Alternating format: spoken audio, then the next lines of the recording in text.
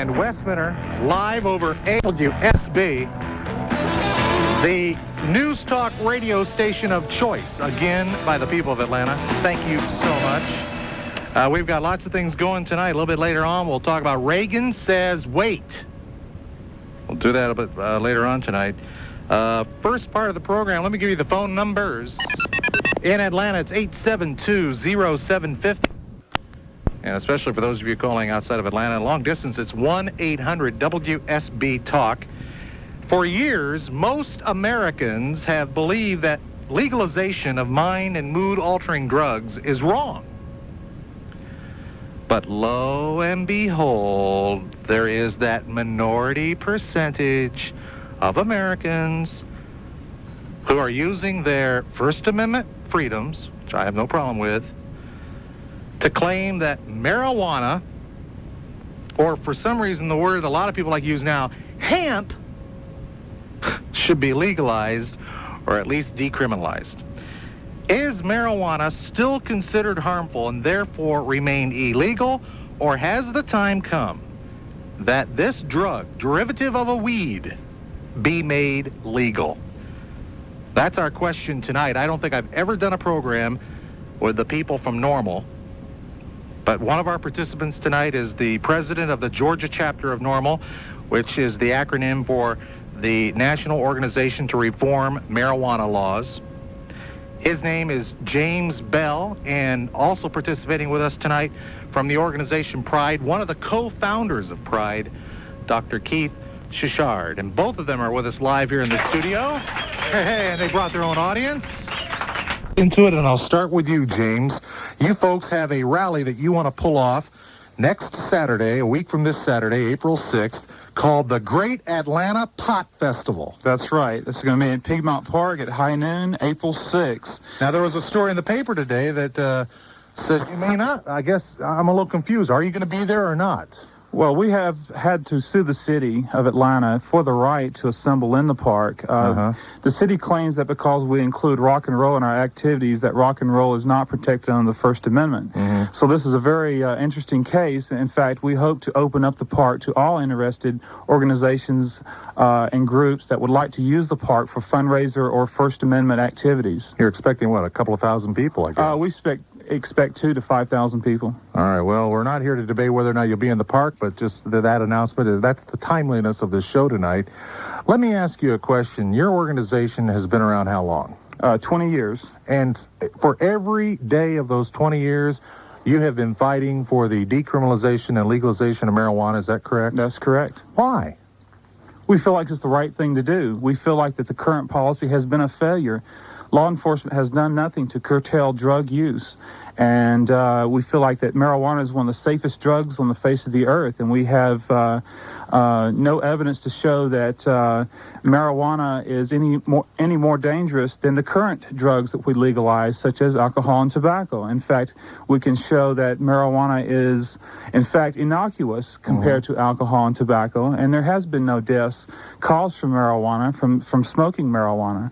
We also push for the industrial and commercial uses of the cannabis hemp plant. Before 1937, the cannabis plant was legal to cultivate for fiber, for oils from the seed.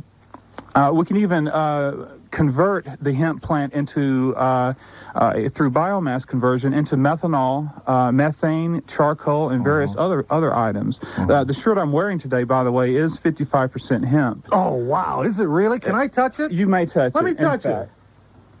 Wow, it feels just like a real shirt. Levi's were made of hemp. So the point is that marijuana was not outlawed because it was a drug. It was outlawed because it was the hemp plant, and hemp was in competition with the synthetic products that were being created during the 1930s, using racial slurs that blacks and Hispanics used marijuana, and somehow this caused disrespect to the white man's law, the Jim Crow laws in those days. We feel like that this was used as an excuse to outlaw marijuana. Interesting, nylon and the various other synthetics were patented the same year marijuana was outlawed. They created the name marijuana to disguise it. They knew it as hemp or rather than call it hemp. rather than call it cannabis or hemp, they called it marijuana, this new deadly, everyone has probably seen the Reefer Madness movies that was created by the government to say how deadly marijuana was. You're trying to resurrect the word hemp then, aren't you? Well, hemp has always been there. It is through our government and our educational system that the word has been taken out of our history books. For instance, hemp was legal tender during the colonial days. The Europeans that sailed to America sailed here with hempen sails. It was a commodity in those days, and only until the corporate America decided that it would be the new billion-dollar crop of this century did they decide it was time to outlaw this very useful plant. Okay, Dr. Keith Shishard, you've had a chance to hear James open up here. He says marijuana is one of the safest drugs around, that the hemp plant basically competed against capitalist America and corporate America, and therefore it was immediately made illegal. It's well and good to have this economics speech about hemp, but give us your views and why you oppose the legalization of marijuana or hemp or both. It's hard to know where to begin with all the historical and medical fallacies I've just heard. I'm a historian and medical writer in my real life. What is interesting is that we're seeing right now with marijuana what the researchers have been concerned about for a long time. We're beginning to get the lung cancer, the cases of leukemia in children from maternal use of marijuana, things that were produced, that were predicted 10 years ago, 15 years ago by biologists who were studying the effects of the plant on human cells, of the effect of the drug. Also, from the biologists studying the hashish smokers in Greece, which is the only long-range study on human hashish smokers, they have predicted we're going to see some very serious problems of immune depression, cancer, etc., because marijuana is full of chemicals that stay in the body and affect cell function. Now, the whole mythology just created that marijuana was banned because it was in competition with polyester or something is outrageous. It was pressure from Egypt, Turkey, and the Islamic countries that had tremendous problems with hashish in the 1920s that led to the international bans on marijuana. And the United States, which did not have a significant problem with it, went along to be a good world citizen with what were the real concerns of the Egyptians, Turks, and the North Africans. So we're not talking about just an American ban. We're talking about an international ban. Yeah, these were international bans done through the League of Nations at that time. They were considered the most progressive drug legislation to combat the hashish and opium. And it was done for countries. health reasons? For health and mental health reasons. Okay. If you read the Arabic and Islamic literature dating back to the Middle Ages, you have a whole profile of the problems we're seeing today of drifters with vague mental illnesses who cannot function, an increase in the rise of schizophrenia, tremendous increase in infectious diseases from users whose immune system has been depressed. And as I say, this is in the literature dating back to the 14th century. Well, perhaps, James, since your organization's only been around 20 years, you haven't gotten to that literature yet. Is that true, or what? Well, I'm not here to debate what literature she has. Everyone knows that there's bias in research, and the fact is, in 1937, when marijuana was outlawed, they had very little medical research or information about marijuana. It was strictly racial in those days. Congressional testimony. The reason they outlawed it in congressional testimony was that... We're talking what year again? 1937. Okay. The same year that Popular Mechanics predicted that hemp would be the next America's next billion-dollar crop. By the time the article was released, it was outlawed. They had very little medical evidence about marijuana in those days. The reasons they gave was that somehow it was some connection between marijuana, jazz music. They cited this in congressional testimony that jazz was considered voodoo, satanic music of their day. They're not taking into account any of the health statistics? Absolutely not. In fact, the testimony in Congress did not include the American Medical Association or any of the medical groups. It was strictly corporate. Testimony consisted of news articles by William Randolph Hearst, which repeatedly hounded blacks who may have been involved in a traffic accident and they found a joint, while overlooking the thousands of traffic accidents caused by alcohol in those days. Now, again, I know we're going to get into that tonight, and people are going to say, well, alcohol's legal. To me, that's a weak, narrow debate, because the minute I say to somebody, I've done this on open lines, okay, if we prohibit alcohol, then can we prohibit marijuana, it sort of leaves you in a lurch, okay? Because I don't see a lot of people running to the phone saying, yes, prohibit alcohol, but I always hear that argument coming from the pro-marijuana people. I'm going to let Keith and James pretty much run the show tonight, but there's one other ingredient we need, and that's you. You can go to the phones right now. A couple of lines open in Atlanta, 872-0750, or toll-free 1-800-WSB-TALK. Has the time come to legalize and decriminalize marijuana usage as well as its manufacture, its growth? You tell us as we debate the issue tonight on AM-750 WSB. We're the radio station that's... For Ludlow's Talent Search of the Air, fame and fortune could await you. On the other hand, you just might have a good time. Now, more with Wes Minna on Atlanta's news, weather, and traffic station, AM-750 WSB.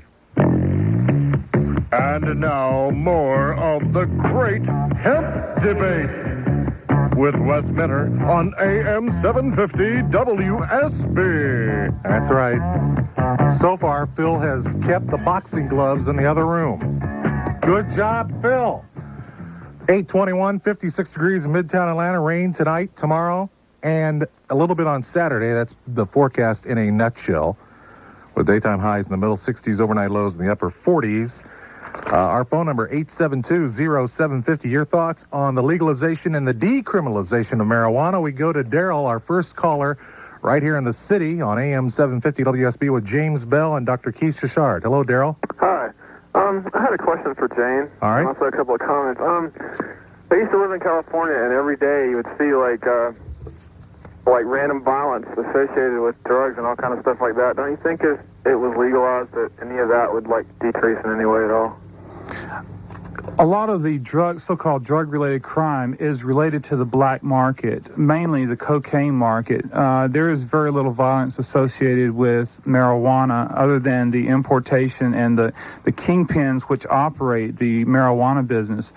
Violence is associated with the drug trade. What we want to do is put the marijuana cultivation and consumption into the hands of the individual, to allow that individual to make up his own mind. Does he want to cultivate it, and does he want to use it? Take it out of the black market, and there's some 13,000 citizens in Georgia arrested every year for marijuana charges. We want to take these people out of the criminal justice system, and we're pushing them over the bridge of criminality, and frankly, it's causing a lot of disrespect for other laws, and criminalizing people for smoking a dead plant is not much of a crime, considering that our society is turning loose very violent criminals from our jails at this point because we cannot put them in there. But we have decided that we can arrest and prosecute and incarcerate marijuana consumers. Okay, I'm not trying to I'm not going to go one way or the other with legalizing or not legalizing it. I'm not sure exactly where I stand, but Well, how does your heart feel? I don't know. See, because I used to do this kind of thing, but I don't anymore. But still, I'm not sure that if it's okay to make people brain cells being killed and not being. Well, let me point out that I don't advocate you smoking marijuana, and I don't advocate you drinking beer or even smoking tobacco. What I'm saying, this is a. But come on, James. This is an issue of choice. People are going to smoke it. If tomorrow it was legalized, are you going to go buy you a fat baggie? No, but that doesn't mean that somebody else won't. Well, what I'm saying is especially those that have been doing it illegally. A vast majority of people will not run out and buy marijuana because it's legal. Now, in the 70s, when we had a quasi-legalization in which consumption and possession were very rarely prosecuted, we went through our experiments with de facto legalization. I think the young man who called in probably went through a period of using, during this period when it seemed like it was socially accepted. I'm curious, Darryl, why Let's remember, we had nearly 2/3 of our teenagers smoking marijuana at that time. Juveniles, yeah. Darryl, I'm curious, why did you quit, if I might ask? Or why do you not smoke it anymore? It was causing me a lot of problems financially and mentally. I was just kind of stagnant. Okay, so personal responsibility issue. Right. Okay. Well, the stagnancy is because of the accumulation of those chemicals in brain cells and membranes. It's a chemical, process. But the issue is choice. He decided not to smoke it, and I'm not encouraging anyone to smoke marijuana. I'm saying there's some 15 to 30 million people who currently do, and how are we going to deal with that situation as it exists? Darryl, what was your comment? I'm not really sure anymore. I forgot, but I'm not sure. Hang in there. I'm not sure if it was legalized that whoever.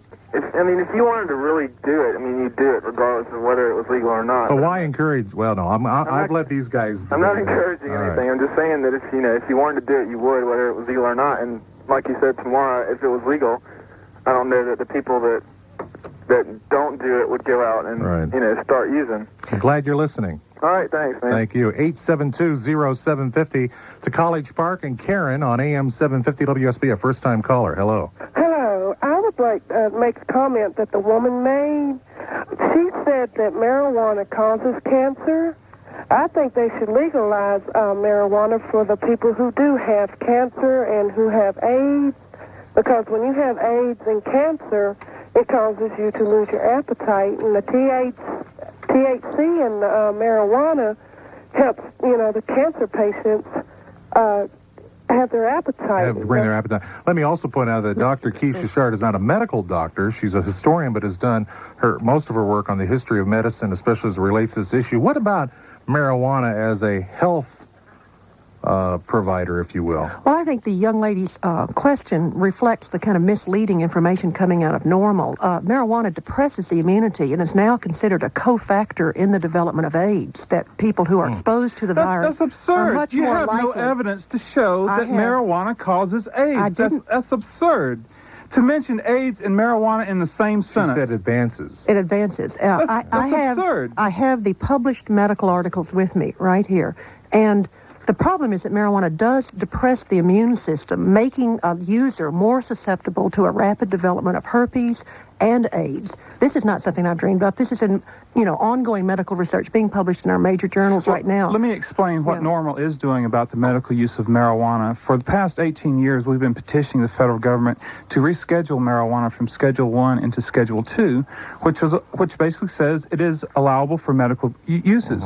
In the state of Georgia, we currently have a law on the books which allow for medical use for glaucoma and cancer therapy. And if anyone out there who does have glaucoma or cancer undergoing cancer therapy, if they'll contact us, we can give them the right people to contact. Hold your point. I'll let you finish in just a moment. We're talking with James Bell, the president of NORML here in Georgia, and Dr. Keith Shishard, and your calls coming up on AM 750 WSB.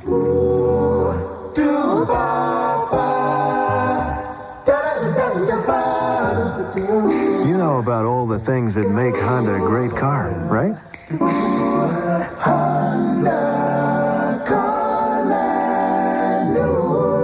Reliable, fun to drive, great looks, value, quality, warranty. There is only one Honda. So now you know why only one dealership deserves to be called the Honda of Honda dealers.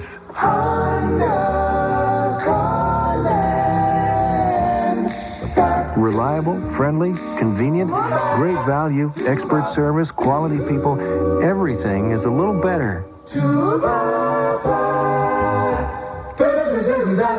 Even our advertising.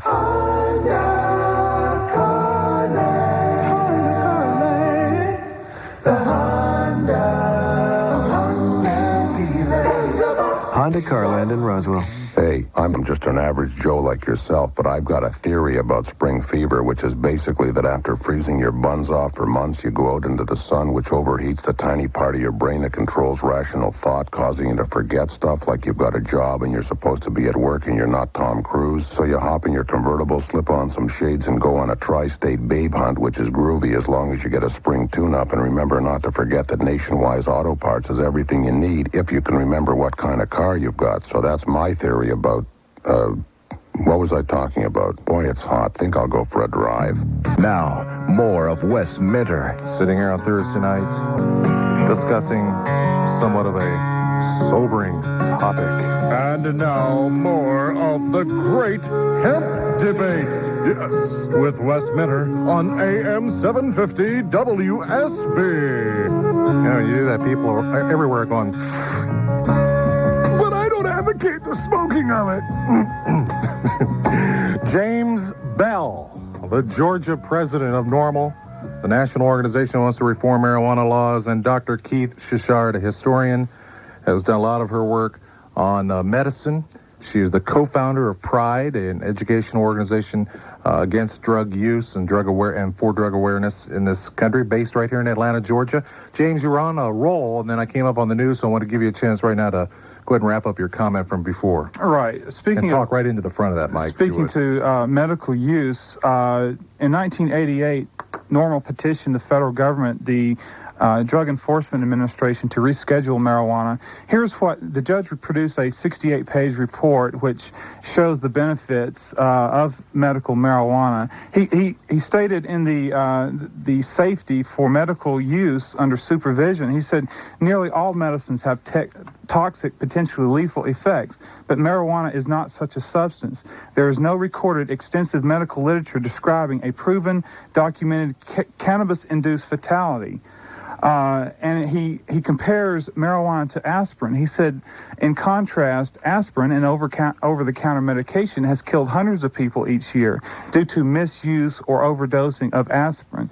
So when we talk about safety, it's all relative to the other drugs which we can get over-the-counter, and we have to compare it to alcohol and tobacco, which is allowed in this country.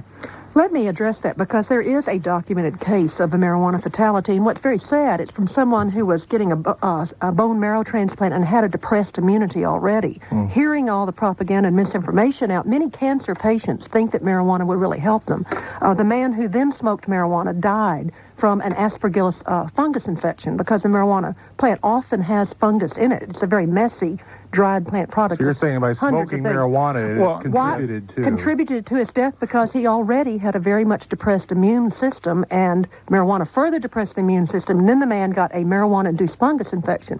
There are also reports of deaths from men involved in marijuana cutting of plants in Puerto Rico, where the chopped up dust of the plants has enough carcinogens in it and enough fungus in it to where it caused lethal respiratory infections. Well, if in fact that is true, I always have the documentation right in front of me when I say this. It is because the federal government produces very poor grade marijuana. If it does have fungus and other impurities in the marijuana, it's because the federal government does not know how to grow pharmaceutical grade marijuana. Well, now how do you see? This was not government produced marijuana. These are people going out thinking, because they listen to this propaganda from NORML, thinking if they have cancer, that if they smoke marijuana, it's going to be good for them. We just had a question from a woman like this. Well, if the government would legalize it for medical use, they wouldn't have to go to the black market to get this marijuana, which may be tainted and may have other substances put into the marijuana. Why can't the government legalize it, grow medical-grade marijuana, and prescribe it to people who need it, who are suffering from disease and cancers and other diseases? They're doing it right now. The thing is that the cancer specialists find that marijuana is not that good a drug. It has too many side effects. It's very hard to make a pure form.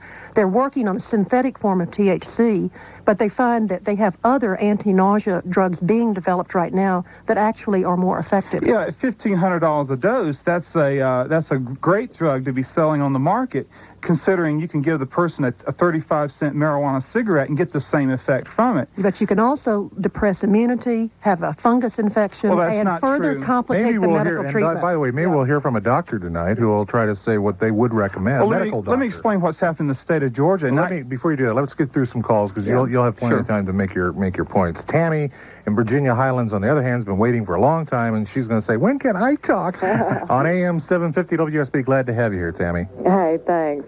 I just had some, maybe just a general comment. First of all, I'm not quite sure where I stand either as far as legalizing marijuana. I feel like that whether the drug is legalized or not legalized, there will always be a market for hemp, period.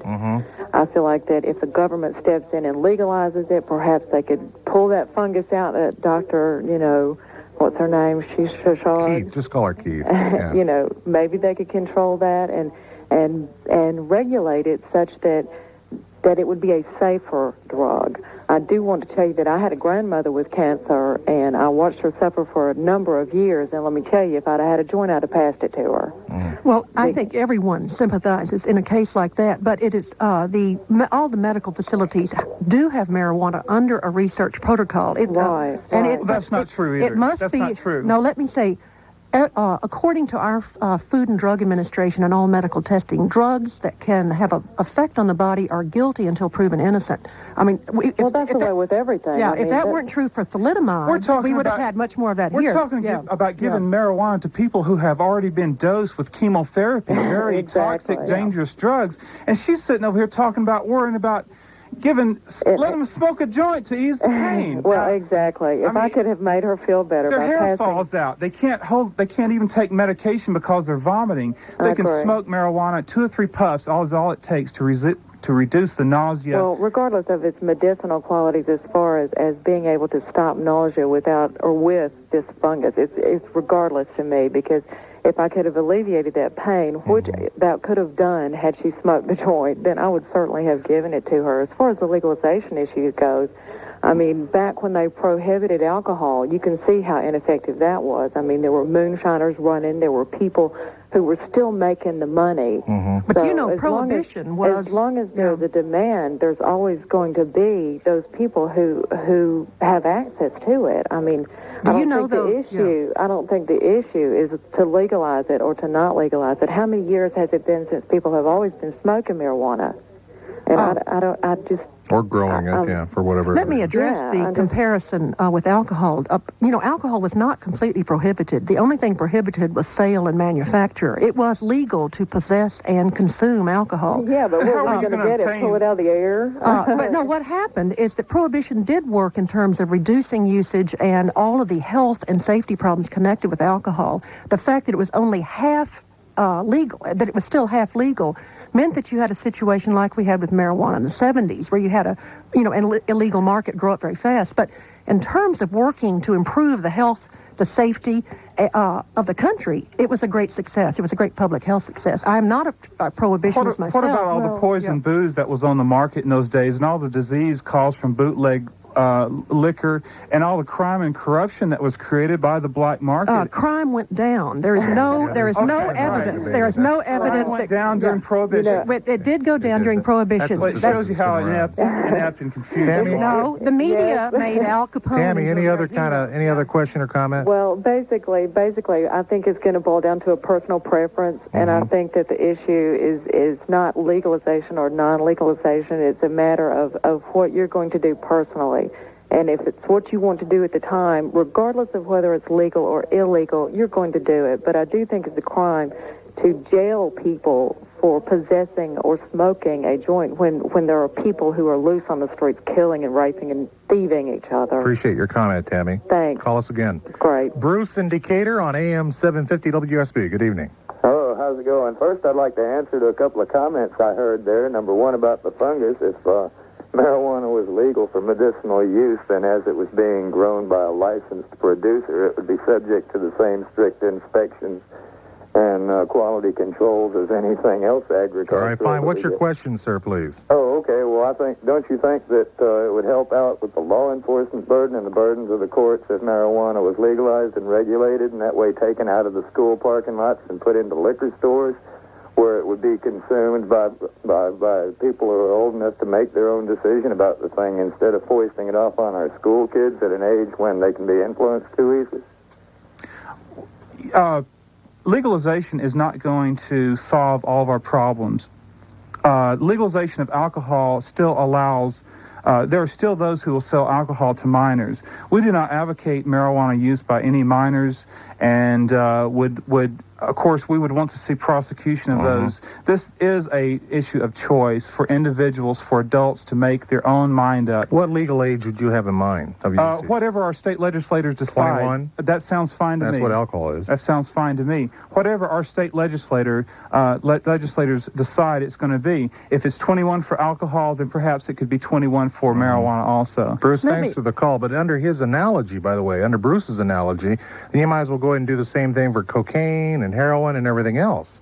And then what you have, in fact, is a government-mandated drug program where we would end up having to have, as states do regarding alcohol right now, government-run rehab centers. You're talking about more government over something that, in my opinion, is burdening already. Well, I'm not going to address cocaine. I don't know what we do with cocaine, but I do I'm know saying what under we his do. analogy, let's just go ahead and make everything legal then and get the crime out of it. Well, until recently, NORML was for the legalization of cocaine. Now, they're not right up front about it, but most of the spokesmen for NORML are for the legalization of all drugs that true, are presently James? banned.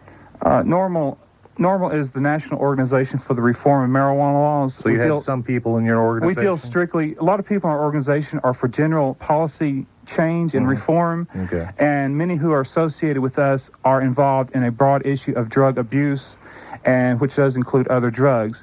We do not... Cocaine and heroin, they mean. Sure, that's what we mean. Yeah.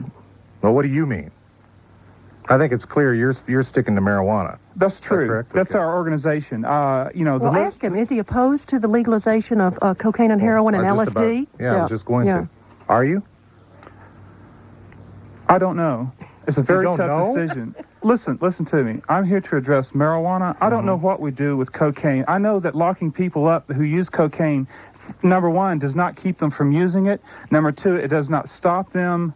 It does nothing to keep them from or treat them. What it does is basically put them in the criminal justice system. What we need to do is educate people through school. The Center for Disease Control has done studies that shows that if we begin educating children at a very young age, not about just say no to drugs, but about self-esteem and taking care of your body, that these people are less prone to drink, they're less prone to smoke alcohol, to drink alcohol, and they're less prone to use illegal drugs. And they're also less prone to eat fatty foods. So the key here is education to children. That's what the key is, I'm education. I'm all for it. But I have right in front of me marijuana comic books for children that I bought just recently at comic book shops here in Atlanta. There's also Rip Snorting Cocaine comic books. There are LSD comic books. No, I haven't, and it has nothing to do with our organization. What do you mean it doesn't? When I used to buy these in the only on the front, I guess that's... because they're bringing them back from Well, the this 70s, is America, and we do have a freedom of press, and people can print what literature they want to. But again, look at the picture here. You got some weed smoking. I assume this is marijuana, or whatever it is. You got a guy that looks like he comes off the campus of Berkeley in 1968. I mean, is this the kind of image you want out there? And I might also say, James, just for that, I've heard there are a lot of fine, professional people, around society who support your position. Okay, that's great. And yet, this flyer that I get in the mail, the cover of it, again, has a couple of fingers with a joint between it, all this stuff. It looks like this was produced off the campus of some liberal college somewhere. That, to me, doesn't, if you will, my opinion, doesn't really lend professional image, if that's what you're trying to communicate, in the marijuana community. It's like this comic book with this long-hair freak on the front of it, smoking a joint. Is that the kind of image you want? What's interesting... The point is the ad effective? And the ad gets over our point of view that we are having a legalization rally in Piedmont Park April 6th at noon. And that's the point. It's not up to me to decide whether or not this person prints this comic book. But if that's getting in the hands, even though it says adults only, it's for sale in a kid's comic book store. I can't control that. That's not my issue. Comic books are not my issue. My issue is whether or not we're going to lock up people for smoking marijuana. We'll get into that as we continue. Also, we'll find out the question I thought would be asked by now. Hasn't come up. Maybe it will. Does it just stop with marijuana when somebody, say, age 13 tries it? All that in your calls at 872-0750 on AM-750. Industrial pollutants, environmental pollutants, lead, asbestos, things like this. But as they studied this all over the country as a consortium of researchers, they found that the major predictor was the mother's use of marijuana during pregnancy.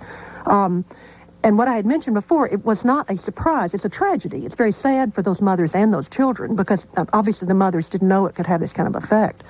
Is that the physicians in Greece who've studied the males who smoke hashish there for many, many years have said we're going to see more cancer because the effect of the many hundreds of chemicals in marijuana are carcinogenic and they affect cell function. They can make for breakdowns in DNA. The study has caused enough alarm to where it's been refunded to go on a national broad scale for the next 5 years. So it's something that is a sad finding, but it's also sending out the alarms that whenever you take into your body these kind of chemicals that stay in fat cells for weeks and even months, you're taking as many chances as you would with DDT and other industrial pollutants. Thank you, Gina. Yes. Well, thank you. David in Nashville, Tennessee. First-time caller on AM-750 WSB. Yes, how are you doing today? Pretty good. That's good. I hope that the doctor does not use any type of drugs, including tobacco or alcohol, as she's sitting there preaching to us. Oh, you feel like you're being preached to, huh? No, I just feel that in the United States, we sit here and we're pretty prejudiced. If you don't use tobacco and don't use alcohol, up to about 20 years ago, you were not very pretty. Now, it's not too pretty to use tobacco, but it's pretty to use alcohol. I just feel that here in Tennessee, we're going through a big tax fight. They're fixing to throw 4% income tax on top of the rest of the taxes they have on us. Mm-hmm. Why not grow it and tax it? Why not put it in, like the man said, into a liquor store and tax the substance? Well, I have a better idea. Rather than letting the government get involved and putting it in stores, I had rather allow the public to cultivate their own in the privacy of their home or in the privacy of their own property and let them regulate what potency they would want. You know, I think the more we get the bureaucrats involved in this process, the more confusing it gets. I think the individual should be allowed to grow it in the privacy of their home. You know, we've gone through this experiment in Alaska where for nearly 10 years, adults were allowed to grow up to 4 ounces of marijuana, for their own use. That's enough to make 200 marijuana cigarettes. They just repealed that, didn't they? They just repealed it on health and safety grounds because in Alaska, the adult legalization led to rates among juveniles that were over twice the national average in the rest of the country. And that wasn't just marijuana, that was also cocaine. So that it was a real grassroots, family-oriented movement that was nonpartisan. In fact, if I remember, James, the governor now, the new governor, Governor Hickel, who was a former governor, that was part of his platform up there, and obviously the public opinion swayed in favor of Governor Hickel, who, by the way, was an independent. You obviously were aware of that. Yes, it's interesting, too, that this it was not outlawed. It was outlawed through a referendum on the ballot, and it was... Go ahead. And it was only defeated by a few thousand votes, so it's a very close margin in this vote. More calls coming up for both James Bell and Dr. Keith Shishard on AM-750 WSB. Freedom. As our men and women return home from the Persian Gulf, let us never forget just how precious the gift of freedom is. Now, for a limited time, you can bring home the words that shaped American democracy. Because now, at Speedway and Starvin Marvin, we're giving our customers classic reproductions of the Declaration of Independence, the Bill of Rights, the Gettysburg Address, and a portrait of the U.S. presidents. Now at Speedway and Starvin Marvin, ask for a free historical document. There's no purchase necessary. Limit one per visit. It's our way of sharing in the celebration of American democracy and the chance for you to share with your family a message of freedom that rings as clearly today as it did over 200 years ago. But hurry. While these historical documents are free, they're available while supplies last. Only at Speedway and Starvin Marvin. The convenience stores of Speedway. Atlanta, WSB, Atlanta, AM-750. You found the station that has Gary McKee. Garrow is on the air afternoons on AM-750 WSB. AM-750 WSB News Time at the tone, 9 o'clock. Good evening. I'm Bob Glasscock from the AM-750 WSB News Center. The temperature at 9 o'clock, 55 degrees. Tonight's weather, rain and some fog with a low of 53. A second police officer has been charged in an alleged police brutality case in Clayton County. AM-750 WSB's Doug Rink has the story. Clayton County files a misdemeanor battery charge against Atlanta police officer R.A. Cooey. Clayton County Police Chief Ronnie Clackham says the charge comes out of the same incident that brought a simple battery charge against Clayton cop James Williamson. It would be wrong to hold officers of the Clayton County Police Department to a higher standard than officers of another jurisdiction who commit crimes in Clayton County. Clayton Officer Williamson has since been fired from the police force for alleged excessive force used against two men after a high-speed chase March 12th. In Clayton County, Doug Rank, AM 750 WSB News. The Bush administration seems to be softening its opposition to the so-called Brady bill, a measure that would require a 7-day waiting period for handgun purchases. Attorney General Dick Thornburgh says he will hold talks with lawmakers to explore ways of dealing with the over-the-counter sales of handguns, including the Brady bill. Thornburgh's statement comes after President Bush talked at the White House with former President Ronald Reagan. Mr. Reagan announced today he is now backing the legislation named for his former White House press secretary.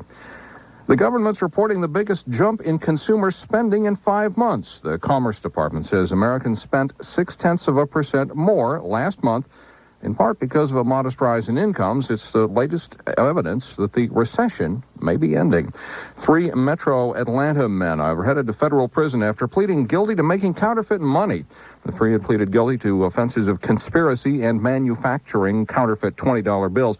The indictment says the 3 manufactured $1.3 million in bogus 20s. The 3 are Thomas Bradley Cox of Stockbridge, Douglas Lamar Smith of Conyers, and Roy Perry Miles of Decatur. AM 750 WSB News Center time, 9:02. Just ahead, questions about the U.S. role in the Gulf War. Plus the weather from Atlanta's only full-time radio meteorologist. In the old days, packing for a move was easy. You just rounded up the kids and chickens and shoved them in a covered wagon. Today, though, moving, particularly if you're a business, is a mind-boggling affair. Most businesses have to be up and running immediately after the move. And while it's no longer necessary to ride shotgun, sorting everything out after the move can be a battle. So nowadays, here's what you do. Call 477-MOVE. That's the number for 2 men and a truck. The movers who in the past 9 years have expanded to become a lot of men, a lot of trucks, and at least 3 women. And every one of them gives topmost priority to business moves. They pack not only with care, but with the understanding that you've got to easily find your papers, your pencils, computers, and whatnot after they leave. Call 24 hours for inquiries and action. Visa and MasterCard accepted. And of course, 2 men and a truck still do residential moves and do them very well as very affordably. Call 477-MOVE for all the right moves. I've got 8 grandkids coming over on Easter Sunday, and I'm in charge of the Easter egg hunt. That's why I'm going to Treasury Drug's Easter sale today. I've got to get egg coloring kits, candy, baskets, Easter cards, and Shelley's favorite, chocolate bunnies. Then I always throw in little extra basket stuffers, and Treasury has aisles of Easter goodies on sale. Sure, I may overdo it a little, but hey, that's what grandparents are for. We'll take good care of you. I found the neatest Easter gift for the kids. Cute Little Savers 110 cameras from Treasury Drug. I got pink ones for the girls and a blue one for Kenny. Only $4.99 each.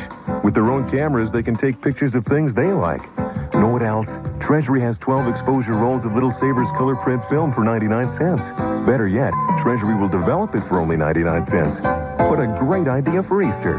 Little Savers cameras for just $4.99 at Treasury Drug. We'll take good care of you. AM 750 WSB News Center time, 9:04. A voice raised against the Vietnam War is now being heard questioning the war in the Persian Gulf. From New York correspondent Warren Levinson has the story. Former Attorney General Ramsey Clark says the anti-war group he founded will conduct ad hoc war crimes hearings around the country to examine American conduct of the Gulf War. Clark said the U.S. deliberately bombed civilians in Iraq and that it's the duty of American citizens to hold their government accountable for that kind of conduct. If you don't insist upon your government obeying the law, then what right do you have to complain about others? The hearings will review photographs, reports from witnesses to Allied bombing runs, and other evidence. Its goal, Clark says, is to present its evidence to the court of world opinion. He called that the ultimate arbiter of all human affairs. Warren Levinson, New York. Russian President Boris Yeltsin is looking like a winner. Tens of thousands of his supporters turned out on the streets of central Moscow today to show their support for him and their opposition to Soviet leader Mikhail Gorbachev. The demonstration came in defiance of a ban on that sort of gathering. Senate Intelligence Committee Chairman David Boren says he witnessed Soviet authorities beating some protesters. The time, 9:05. The WSB News hotline number's same as our name. Dial WSB NEWS. And for Bell South Mobility customers, it's a free call. Dial *750. Now, Atlanta's most accurate weather with WSB meteorologist Kirk Mellish. Looking for a dry but much cooler weekend. The WSB exclusive 5-day forecast for tonight. Another shower or thunder shower possible. Some fog as well, low around 62. Tomorrow, mostly cloudy, breezy and humid with a heavy shower or strong storm likely. High 66, low 47. And the extended outlook for the weekend, turning partly sunny and cooler. Highs around 60, lows around 45. Recapping the weather for tonight, a shower or thunder shower in some areas and some fog possible, low 62. I'm meteorologist Kirk Mellish in the AM-750 WSB Weather Center. Currently, WSB color radar shows a large area of rain over North Georgia. It is moving on through the metro area. Relative humidity 87%, winds from the east at 9, barometric pressure falling from 29.82. And at 9:06, the temperature on Peachtree Street, 55 degrees. The West Minter Talk Show's next. I'm Bob Glasscoff, and if news breaks out, we'll break in. This is Atlanta's news, weather, and traffic station, AM-750 WSB. Depend on it. I got on this chairlift with this guy I didn't know. We went halfway up the mountain without saying a word. Then he turned to me and said, "You know, this is the first time I've been skiing in 10 years. I said, "Yeah, why'd you take such a long time off?" He said, "I was in jail." I said, "You want to know why?" He said, "No, not really." And I said, "All right, you better tell me why." And he said, "I pushed a total stranger off a Ferris wheel." I said, "I remember you."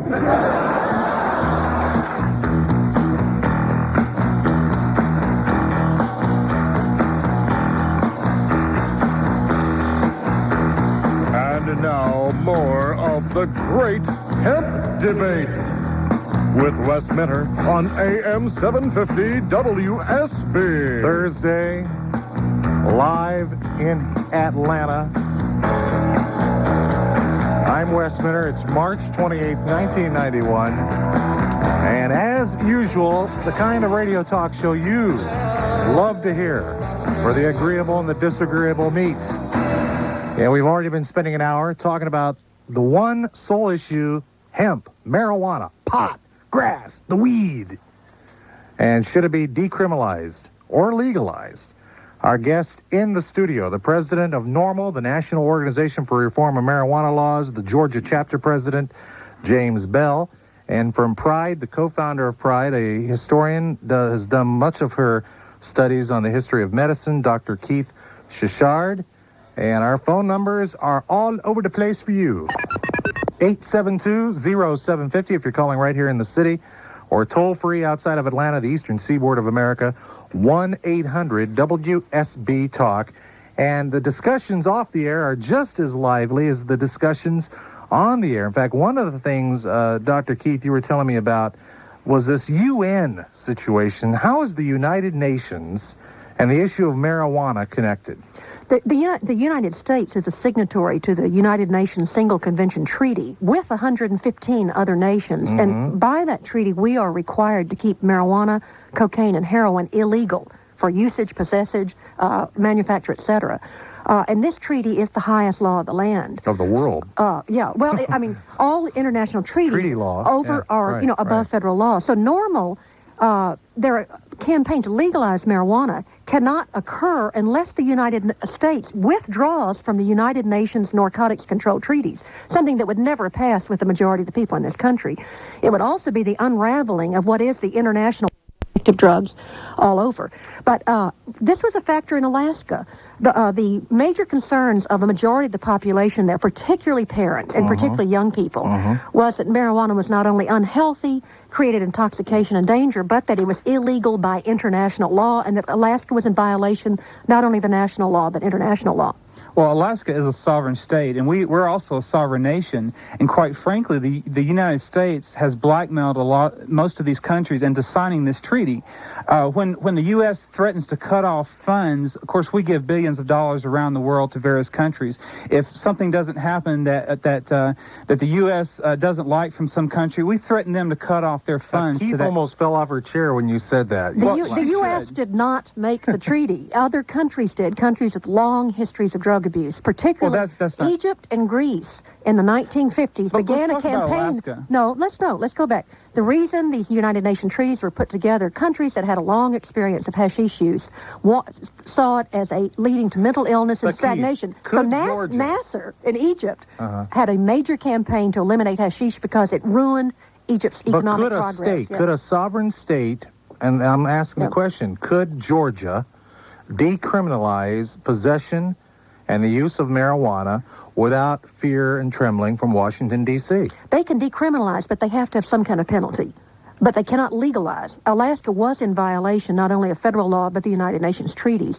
Now, NORML forgets that if we legalize in this country, not only do we break out of this huge international cooperative effort, but so will every other country around. Why does he think every little American pot farmer is going to have no competition from Colombia, Peru, Mexico? Well, it's because as soon as we legalize the market here, we ain't seen nothing yet for the spread of drugs. Because Paul here in Atlanta, first-time caller, has a very question about that, about other countries and marijuana. Hello, Paul. Yeah, so I first want to thank WSB for putting on this forum. It's something that the city wouldn't allow or permit.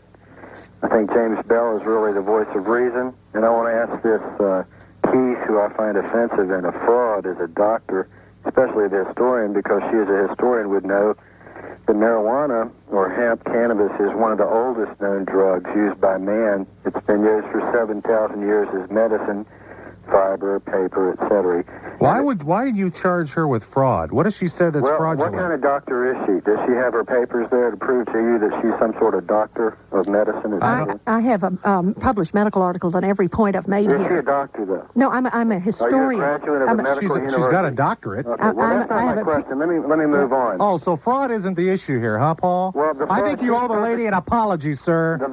I think you owe the woman an apology. I don't think so. If you're not going to apologize, then I don't... You were calling her a doctor, and I don't see She's got a doctorate, sir. What do you need? You want me to bring her over to your house? No, she said she had a doctorate of history? I think it's absolutely sad that somebody that wants to promote NORML, somebody like yourself, leads off the conversation by demeaning the character and the position of a woman. And if this is the kind of character of the supporters of NORML, then I don't think we need to hear much more. Well, I haven't said which position I support yet. Oh, yes, you have. It's been very clear when you start out. May I ask my question? I want you to apologize to Dr. Keith Shishar. Well, I think you should apologize because earlier you alluded the poster was some sort of offense, yet you used the same moniker on your hemp for debate. I think it's a narrative poster, much the same way Hey, listen, I am not questioning anybody's personal character. NORML an apology, don't you? Oh, gee whiz.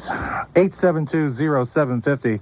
Toll-free, 1-800-WSB-TALK. People can ask questions, but when they start challenging nobody's challenging you, and nobody's challenging her except that guy. And again, rather than get to the question, they want to go on these personal characterization attacks. Do you want to tell everybody where you went to school, just so we don't have another insult again? Right. I have a PhD in history and literature from University of Texas. My job is the medical writer for Pride. I spend every month going through all the current international literature on marijuana and other drugs. Ed in Forsyth County, a first-time caller on AM-750 WSB. Yeah, hello. I'd like to thank the doctor for her good work with Pride.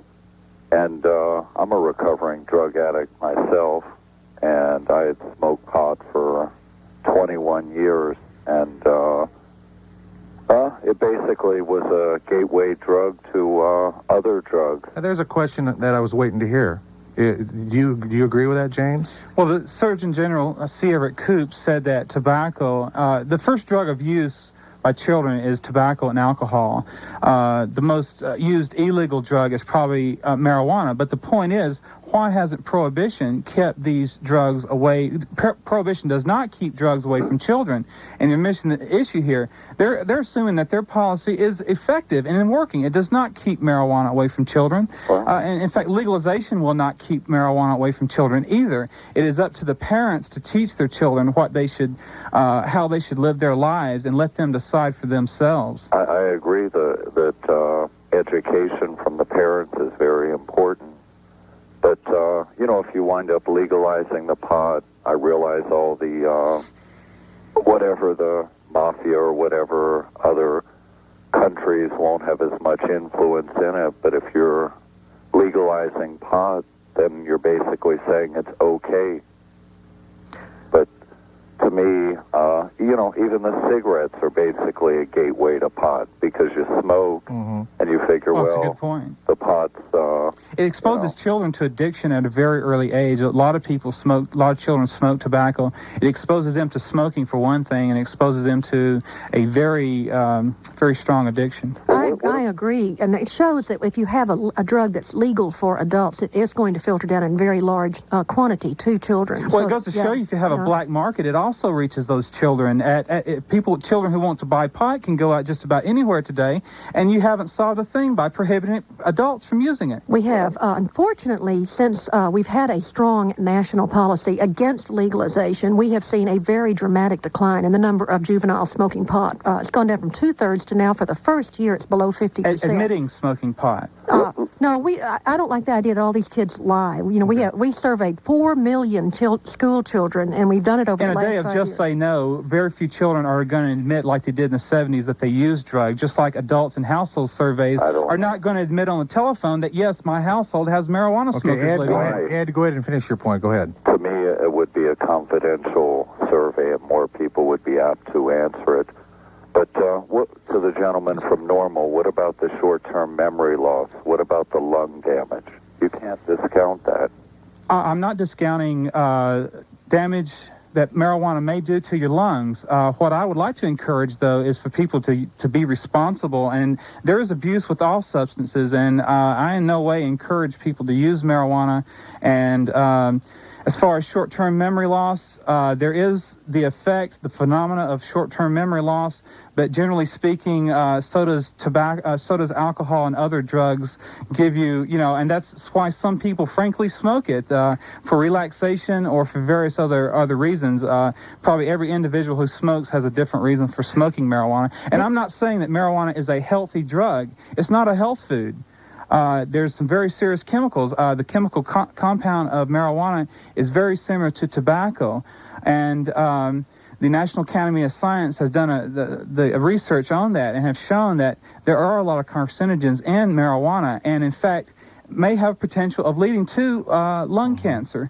But that is not the issue. The issue is of choice in a society that tolerates alcohol and tobacco. And Wes, I know you don't like the analogy, but as long as our nation has legal alcohol and tobacco, this sets a double standard for our people to look at. Well, let me address that. Let me ask you to hold up, and you'll get the first shot coming out of the bill-paying session we're about to enjoy at 9:18. And Wes Minter with you, 54 degrees on AM-750 WSB. The great hemp debate continues. Now more of Wes Minter on AM-750 that's Atlanta's news, weather, and traffic station, AM-750 WSB.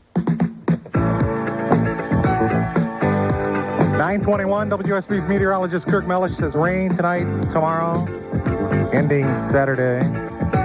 Sunday looks good. Daytime highs are going to be in the mid-60s, overnight lows under 50. Right now, 54 in the city.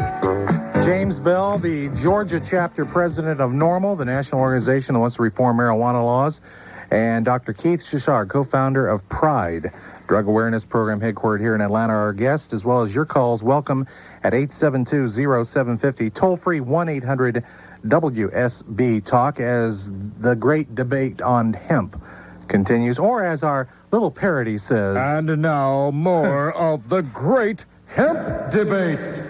Yes.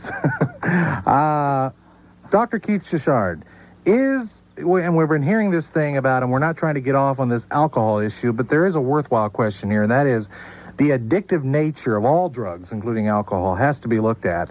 Certainly some drugs are greater than others. Is the addictive nature of marijuana equal to that, greater or lesser than alcohol? It's greater than alcohol, and I think what the World Health Organization defines addiction by is the need for daily compulsive intoxication, to reach a state of drug euphoria, drug intoxication. So the gentleman who called earlier who talked about the gatewayness of the drug, that marijuana is a gateway drug, meaning it could lead on to crack, cocaine, heroin, LSD, whatever other drug of choice, and there's that word choice again, comes into it. That's a valid point then, that it does lead, because you reach a point where the addiction the high isn't high enough. Right, yes. But marijuana itself is more addictive than alcohol. Of those teenagers who've ever smoked a single joint, over 20% use it more than 3 times There's not a week. a single health professional in this state that's going to agree with what this lady's saying. That's absurd. Well, you're let me quoting tell you information.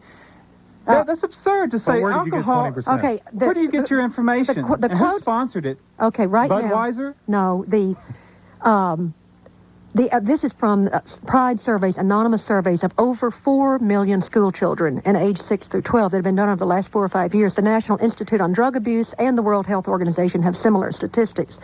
Our drug laws are based on very sound knowledge of biology, that all over the world of adults who drink some 6 to 10% become alcoholic over a period of 20 to 30 years. Well, addiction's not the only problem. You also have to look at liver disease and other health problems that are associated with alcohol. And the fact that some over 120 or 150,000 people die every year from consuming alcohol. Because it's legal and widely available. You've only stated one person in the world who's ever died from marijuana. No, I said there are more lung cancer cases, and there are other cases of these aspergillus fungus Are these infections. people that are free from of other smoking habits and that sort of thing? It's interesting that today George Bush, the President of the United States, George Bush, got his annual physical. He's supposed to be in great health, but he has slight glaucoma.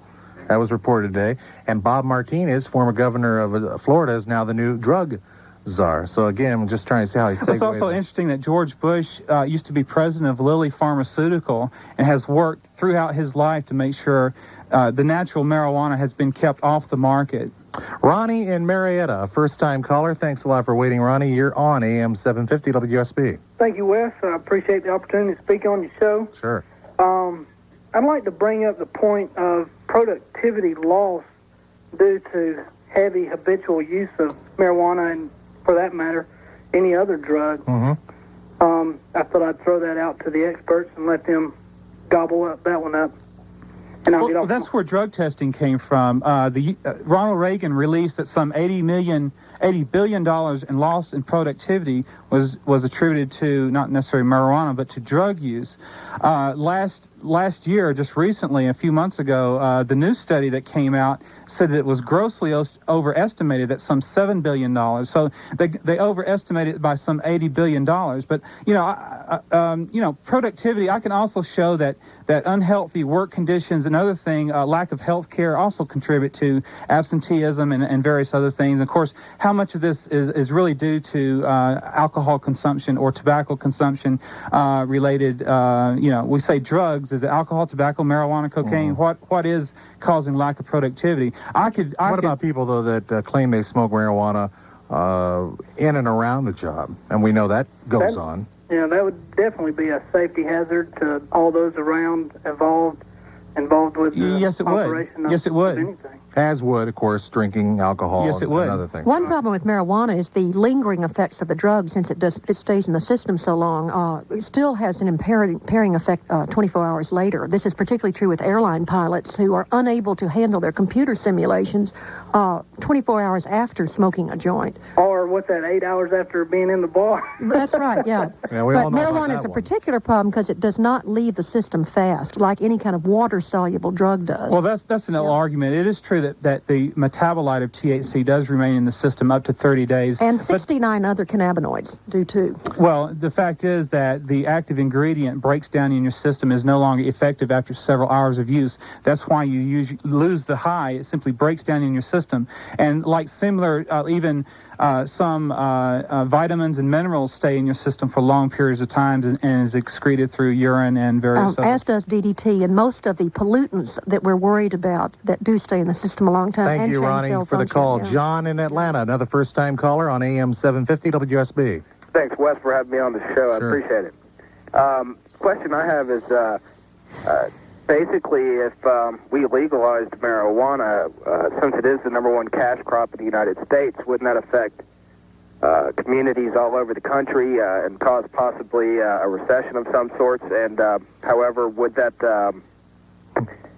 we be able to revitalize that by legalizing it for industries such as for fiber and oil and things of that nature? Alternative oils, yes. Right, that is the difference. So there is a current black market, and frankly, there's millions of people in this country who cultivate and sell marijuana. They pay their bills with it. Places like Kentucky, they accept marijuana. It's a big issue up there in Kentucky. They accept marijuana cultivation, and it is a income for many people who do not, especially farmers who do not have other sources of income. These people are losing their farms, and by taking cannabis, and first of all, you got to set up a personal use program by which people can produce it. Then you got to set up a commercial program by which farmers can produce hemp and use it for methanol production, for extracting oils from the seed. They can use it for fibers. People up in Dalton that are losing their jobs at the carpet mills can have a product that they can grow in their own backyard and simply take it to the mills. So for you're production. suggesting there's a way to save the family income, especially in the rural communities. Oh, absolutely. We're talking about putting millions of people to work on farms, growing their own and being self-sufficient in biomass production. John, thanks a lot for the point. I appreciate you bringing that up. Thank you. Have yourself a great night. And we'll have more calls coming up for Dr. Keith Shishard and James Bell at 872-0750. It's amazing. 20 years ago, when you would debate marijuana, grass as it was commonly known back then, the economic issue, alternative oils and a replacement income for families, was hardly even in the debate. The debate was, you get high, it's illegal. All new side to the debate now. This is Wes Minter. We're live in AM-750 WSB.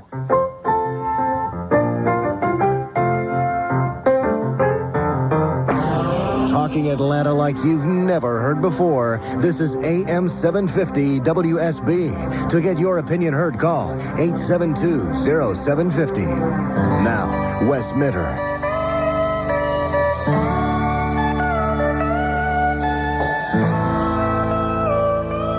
It is Atlanta's nighttime radio talk show, none other like it in the universe.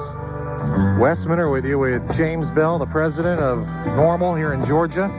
That's the National Organization to Reform Marijuana Laws. Dr. Keith Shishard, the co-founder of PRIDE, the Atlanta-based drug education and awareness organization. And we are debating and isolating marijuana out of all of the family of drugs, illegal, illicit, mood-altering drugs. We're taking the word marijuana and debating whether or not there is a legitimate need to decriminalize marijuana possession and usage here in Georgia and, for that matter, around the United States. The debate has been lively, it has been interesting, and as we were saying just a moment ago, 20 years ago, when I was in school, the debate had nothing to do with the tree aspects, the fiber aspects, petroleum alternative aspects, the whole issue of farming, the economics of marijuana was never discussed. It was simply, you're going to get high, and you're going to get sick, or it's wrong for you, and all those things. The reason it's changed... Hit your mic there. There you go. No, you got it. Okay. The reason the issue has changed is NORML and the drug lobby knows that they are losing on the health issues. For years, they argued that marijuana was just a mellow herb, an organic plant that was good for you.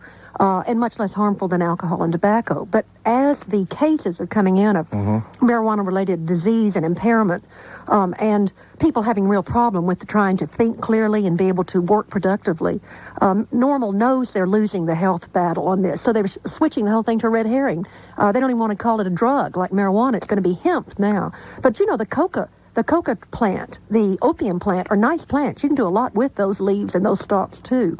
I mean, are we going to do that also? Let me ask you. Can you make clothes from them? Yes, you certainly can. These are plants that grow quite, well, and you can do a lot of things with those plants. They are banned because they also produce dangerous drugs. But Keith, let me ask you, when you look at the list of opportunities, economic opportunities for hemp, is it not at least worthwhile to have an open mind to see, maybe there are some possibilities. I mean, they've already done that in the medical community with glaucoma.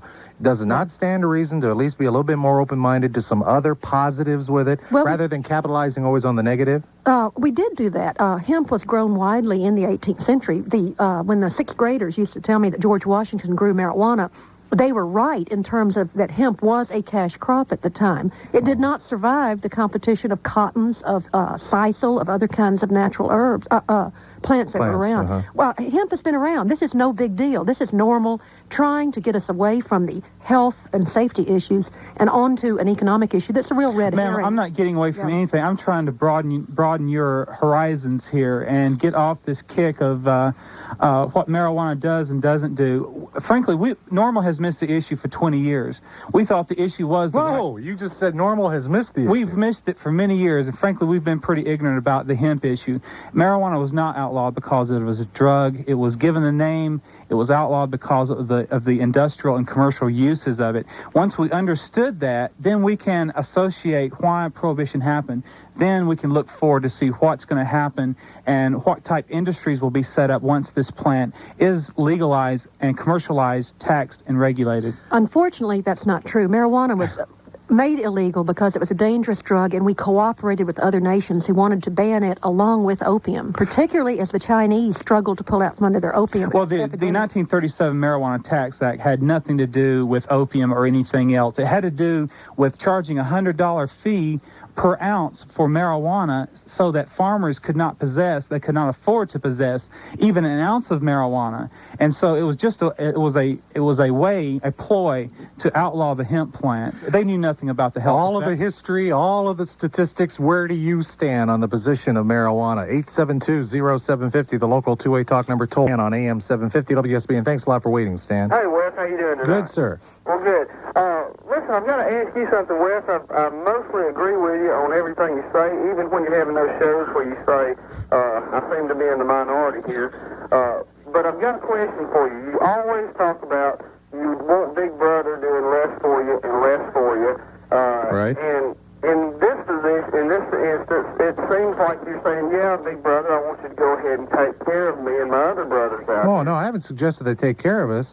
But I do think that one of the constitutional roles of the United States is the area of protection, okay, for its citizenry, for its life and property.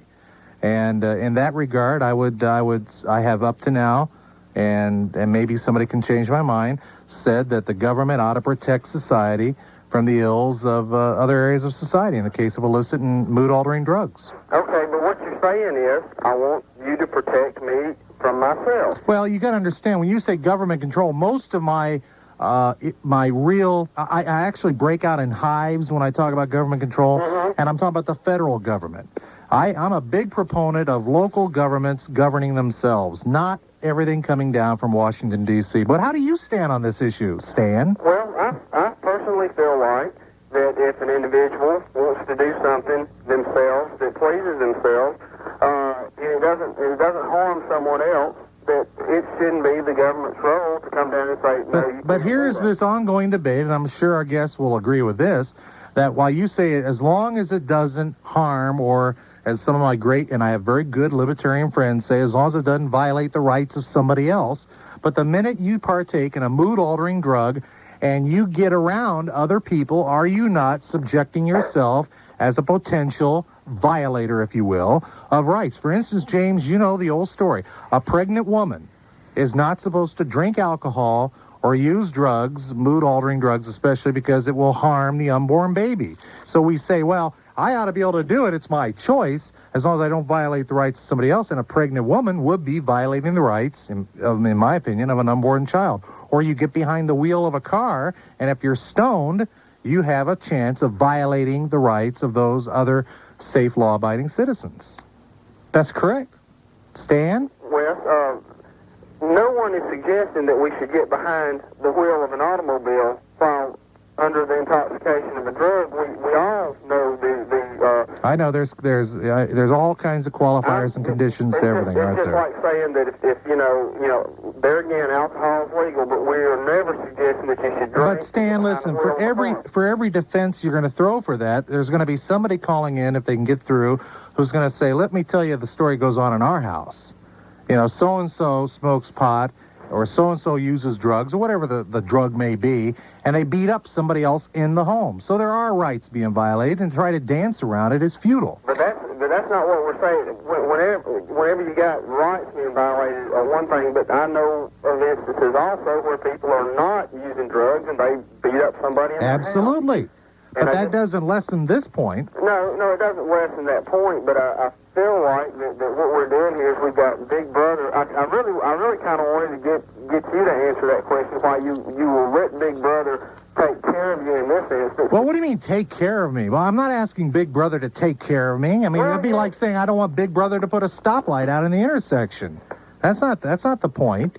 I'm not asking I tell you, Stan, if you're concerned about 1984 Orwellian predictions, then just ask yourself, what would possibly Big Brother have to do? And if it wasn't just marijuana, but any other drug were legalized, we would have governmental Big Brother, Stan, Big Brother rehab centers up and down the highways. Well, we've got the government taking care of us for a lot of things that, I go along with you, like I said, on most instances. I know, and I agree, and I'm glad we find some areas where we can disagree. It's like James said in the beginning, we have a chance to discuss today. But my point is this. My tax money is already being used for a lot of things I don't like, okay? Right. And you can't say, well, you think a certain percentage of your tax money for police protection ought to be taken away because of the marijuana thing? No. Why not have the drug users pay for their own upkeep? In other words, tax. Oh, yeah. Come on. If they're not any more responsible to stay sober, you think they're going to be responsible to take care of their own health? But if they buy it and it's taxed, and the taxes from buying it or from selling it goes, towards the upkeep that's necessary for them. Because face it, most people that use the drugs are not in rehab. And won't be in rehab. How do you treat a marijuana smoker anyway? What's the magic thing that keeps people? That's a personal choice. You can't force a person. I've met many people. I guess, James, the issue is if it is, again, and that's the debate, a gateway drug to other drugs that do require, and this is something that Keith was talking about earlier, that even the tax revenue that comes in if you were to tax marijuana would be smaller, according to your figures, than the treatment required to handle the problem. Is that correct? That's right. Let's remember, too, there are very few pure marijuana smokers. That was phenomena briefly in the late 60s. Most marijuana smokers, the vast majority, also drink alcohol and also use cigarettes. What happens when you combine marijuana and alcohol is an earlier development of alcoholism. It triggers and potentiates development of a serious alcohol dependency. So that our rehab centers right now, filled with millions of people and millions of people on a waiting list, are poly drug abusers because the pattern of adding any new drug is to add it on to what's already there. I want to ask you, how do you treat a marijuana smoker? What do you mean, how do you treat them? If they're... You tell me. You're the doctor. You tell me, how do you treat a marijuana smoker? If you're taking them into a rehabilitation center... No, you can maybe force them into a center, but how do you treat someone that don't want to be treated? What do you do with them? Well, according to the law, a court can order someone into a treatment program, or their family and people who are concerned about them. And then what do you do with them? You got them in the treatment center, and they're angry at the government for putting them in there, and they still don't want to quit smoking pot. Once they get out from under the governmental controls, they still have the free will to decide for themselves what they're going to do. You may keep them in there for 2 months, 3 months. We can put them in boot camps. We can make them do push-ups. Push-ups ain't going to keep people from using drugs. Well, it's working well. Let's remember that right now it's a total failure. Right now, your policy is a total failure. Right now, we have seen 5 years of steady decline in drug usage by continuing... Admitting of drug use. And the drug war, not as many people are going to admit using drugs as they did in the 70s. On that point, let me just remind everybody that tomorrow afternoon, speaking of this new generation, there's a new generation of radio talk shows here. It's called the Gary McKee Hometown Radio Show, and tomorrow being Friday... Notice how I work this in till tonight. Tomorrow being Friday, it's the appearance of David Paul. So really on Friday, it's the David Paul, Gary McKee Hometown Radio Talk Show, where David Paul, who's heard midnights to 5 a.m., joins Gary tomorrow afternoon on AM-750 WSB. Stuart in Lawrenceville. Let's get in on it, Stuart. Right here on the great hemp debate on WSB. Hello. Hello, how are you, Wes? Pretty good. First of all, I'd like to make a statement, then I have 2 questions for the good doctor. Okay. In 1987 of November, the Harvard Medical School released a report called on marijuana. It was in the mental health letter. And in one of the segments of the report, they clearly stated that marijuana was not used as a stepping stone to harder drugs. It clearly states in there that most marijuana smokers do not use heroin or cocaine, just as most alcohol drinkers do not use marijuana. That is a fact. My question for the good doctor, if she is that, is... Now, wait a minute. You've heard her say she's got a doctorate in history. Okay, well, we'll get to my question, okay? Right. First of all, I want to know how much of Pride's funding comes from the major alcohol producers, such as Miller, Schlitz, as well as the synthetic pharmaceutical producers who would lose billions of dollars if marijuana was legalized. None. That answers your question. Pride has very little funding. It's a shoestring operation. Well, how do you conduct surveys which interview 4 million kids? These schools pay for it themselves. These are surveys done when a school system... It's government-sponsored, isn't that No, correct? it's not government-sponsored. Isn't it our tax money that is funding these research programs? No, it absolutely isn't. Individual schools can ask to have their children surveyed. It's anonymous and confidential. It's the biggest drugs and alcohol survey ever done in history. The federal and state government does not give you funds to operate with. No, there were some federal funds, but they're now gone. They're gone.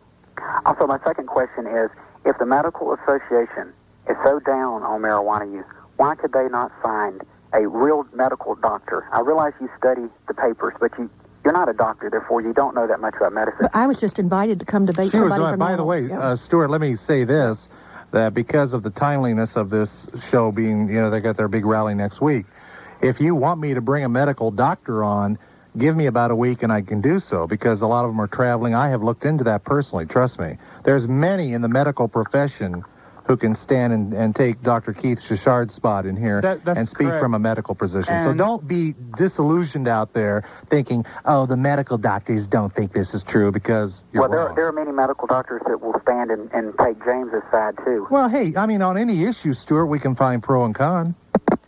Remember, our concern is the health. I don't know why he hung up, but he hung up. Oh, he hung up, okay. Well, I think the main issue here is that we're able to sit down in this day. There is a trend toward reform. The public is tired of the war on drugs. They have found that it's been an absolute failure. Well, that's not true. The numbers I look at, almost 9 out of 10 Americans think the war on drugs is working. Well, according to Washington, D.C. Let me address that. Okay. When William Bennett, our drug czar, states... Former drug czar, states that success in the drug war equals more murder in the streets from drug dealers because the supply of cocaine is dwindling. He's saying that is a good sign that there is somehow turf wars, and that this is a good sign that cocaine use, cocaine importation is diminishing and they're fighting over turf, that's a good sign for our country. That murdering in the streets is somehow a sign of success in this drug war. I find it absurd. James Bell brings up another issue, and we'll cover that coming up on AM-750 WSB. AM-750 WSB does...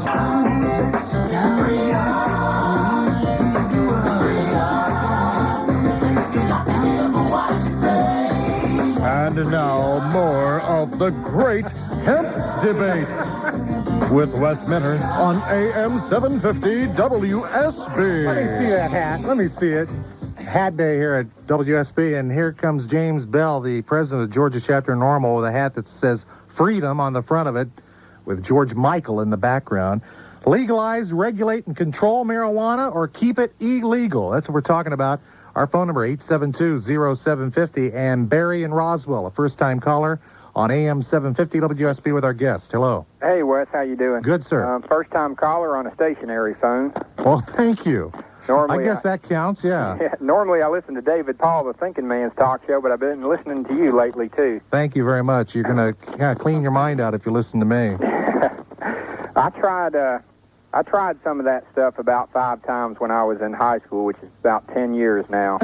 And it's not something I'm proud of, but I'm not ashamed either. I mean, that was a period of, peer pressure and experimentation and everything. I'd compare it to the, drinking a couple of beers the way it felt anyway. I think it's a real opinionated subject, and I don't think that it's like trying to convince somebody that drinking is okay. Where do you come down on the issue? Drinking. I think that it should be illegal, but for that matter, I don't really understand where somewhere along the line society decided that it's okay to roll one leaf, a tobacco leaf, and inhale it into your lungs, but it's not okay to roll up a different kind of plant leaf and inhale it down into your lungs.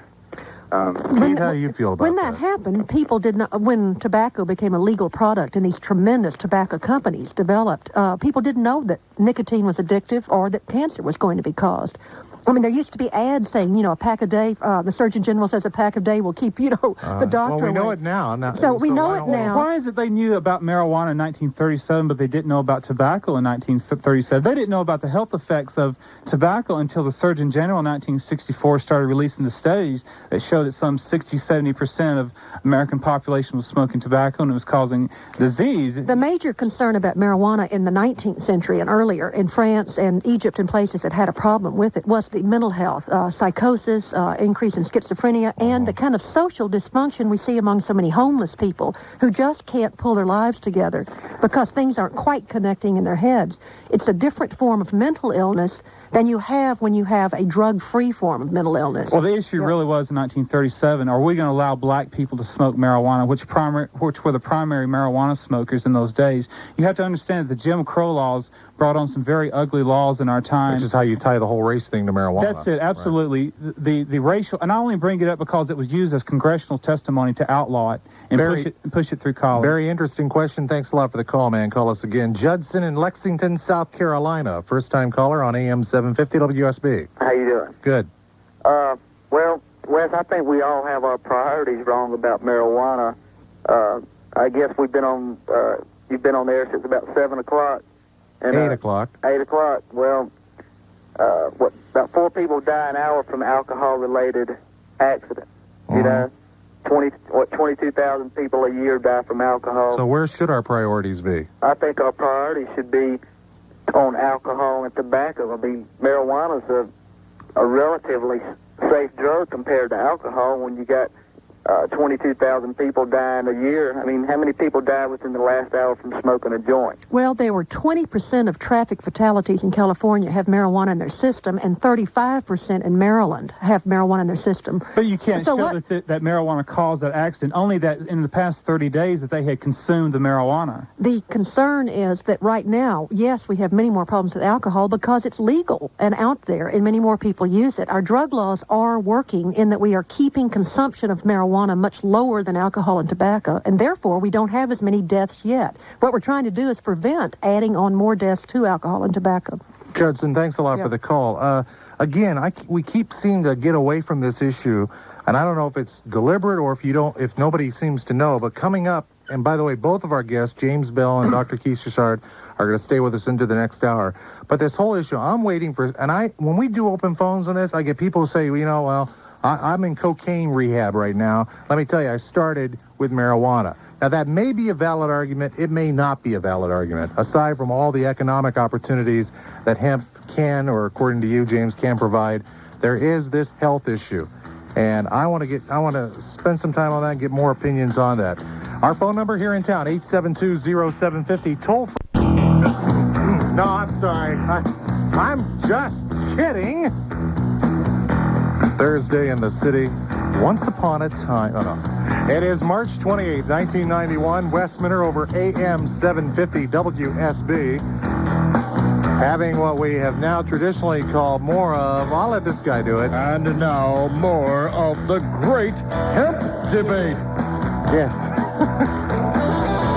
And our guests have agreed to stay with us here right up to the bottom of the hour, so we're going to get right into it. James Bell, the president of the Georgia chapter of NORML, the National Organization to Reform Marijuana Laws. Dr. Keith Shishard, the co-founder of PRIDE, the Drug Awareness and Education Organization, works a lot in schools with parents and everything. They've been with us since 8 o'clock. Tons of people have been holding on almost since that time. And let's see if we can rip through as many calls as we can. I'm sure on the open segments, those of you that don't get a chance to talk to our guest, hey, you get to talk to me. We go to White, Georgia. James on AM-750 WSB, first-time caller. Hello. Hello, Wes. Yes, sir. I just thought I'd ask the doctor a few questions. I want to figure out how she thinks. Okay. About well, let me get this straight. Yeah. Just start with number one.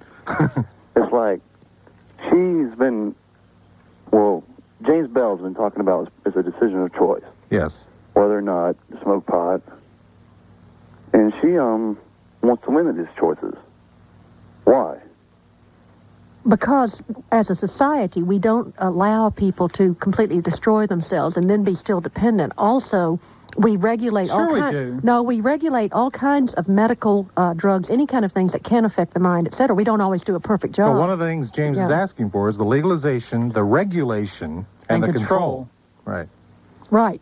Marijuana is not a controlled substance in this state. There's some, I think there's 12 marijuana plants per square mile grown in this state. To say that somehow it's a controlled substance is a misnomer, and frankly, we want to regulate it and control it, and it is an issue of choice. But he also will not definitely say he doesn't believe in letting heroin, cocaine, LSD, PCP, ecstasy, every other drug that's out there in that alphabet soup that greedy pushers are going to be pushing. Well, that's not the issue. The issue is marijuana here, lady. Okay. It's like, all right, James, your it's next a moral question. issue for you. Pardon me? No, it's not a moral issue. It's a Yes, health it and is. safety issue. What is pride? Pardon me? Well, she just said it's a health and safety issue, James. I think a lot of people feel that way. As, you know, whether your own personal morality It's says my health. It's not hers. Okay, I'm not but- going to put a joint in her mouth and make her choke When it. you get cancer, are you just going to lie on the side of the road and die, or are you going to get medical help? The amount of money businesses are spending on rehabilitation for alcoholism and drug abuse is enormous, and we are all paying that in higher health premiums. All of our insurance is going up Let me point because out. of this. Let me point out what the state of Alaska Supreme Court decided in a ruling which legalized marijuana in Alaska.